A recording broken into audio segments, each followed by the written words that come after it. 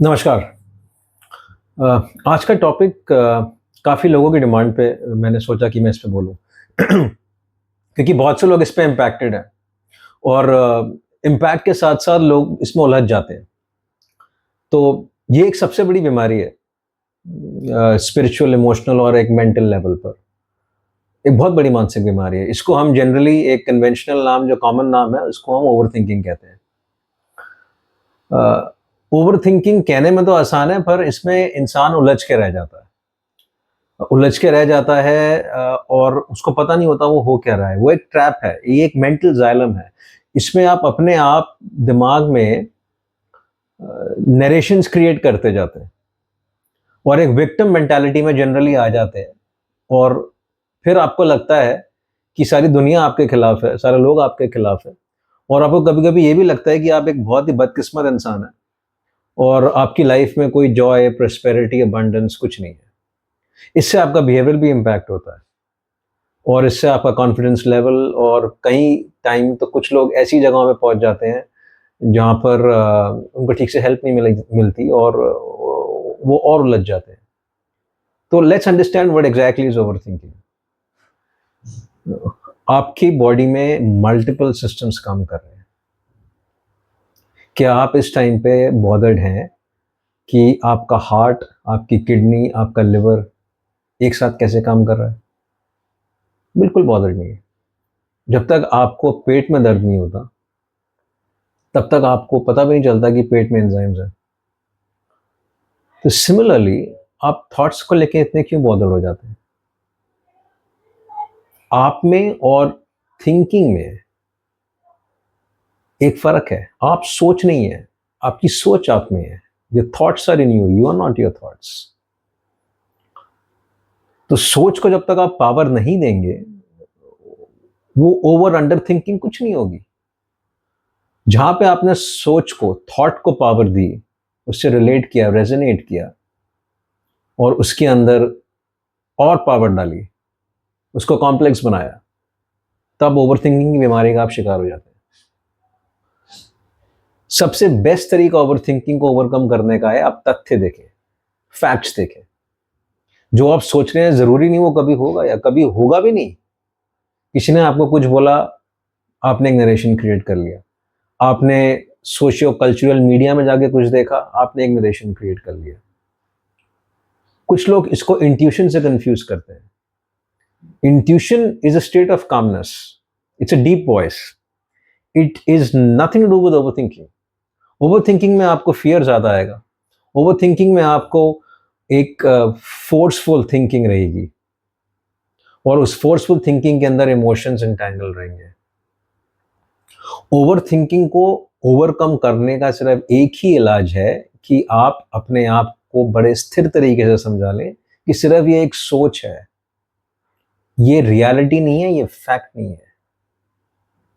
अगर आप ओवरथिंकिंग में फंस गए तो आपको निकालने के लिए इसमें बड़ी प्रॉब्लम हो जाती है क्योंकि इसका इलाज सिर्फ आप ही के पास है। आप भले ही साइकोलॉजिस्ट के पास जाएँ, क्लिनिकल प्रैक्टिशनर्स के पास जाएँ, वो आपको थेरेप्यूटिक एडवाइसेस देंगे, पर सोचिए आपने एक चाबी जो घर के अंदर खोई है, आप उसको सड़क पे इसलिए ढूँढ रहे हैं क्योंकि वहाँ पे अच्छी लैंप लाइट जल रही है। कितनी भी ज़्यादा रोशनी क्यों ना हो सड़क पे, चाबी मिलेगी नहीं क्योंकि खोई आपने घर पे ही है। तो आप खुद खोए हुए हैं, आपको उससे खुद ही निकलना पड़ेगा। ओवरथिंकिंग के जब लोग शिकार हो जाते हैं, तो वो अपने आप को कभी रिटेलिएट करने के लिए, कॉम्पेंसेट करने के लिए अग्रेसिव बिहेवियर में भी आ जाते हैं और इससे उनकी वो पर्सनैलिटी उभर के आती है जो कभी उनकी थी नहीं। The most single way of overcoming this disease, because अगर आपको ओवरथिंकिंग हो गई, you don't need an enemy, you will destroy yourself. अब अपना खुद ही नाश मार डालेंगे। तो कोई भी चीज करने से पहले या कोई भी सोच आपके दिमाग में आती है, जहन में आती है, आप सिर्फ ये सोचिए कि एक सोच है, ये आप नहीं है। जैसे अंदर आपके इंटर सिस्टम चल रहे हैं तो सोच भी चल रही है, वो एक साइकोफिजिकल सिस्टम है।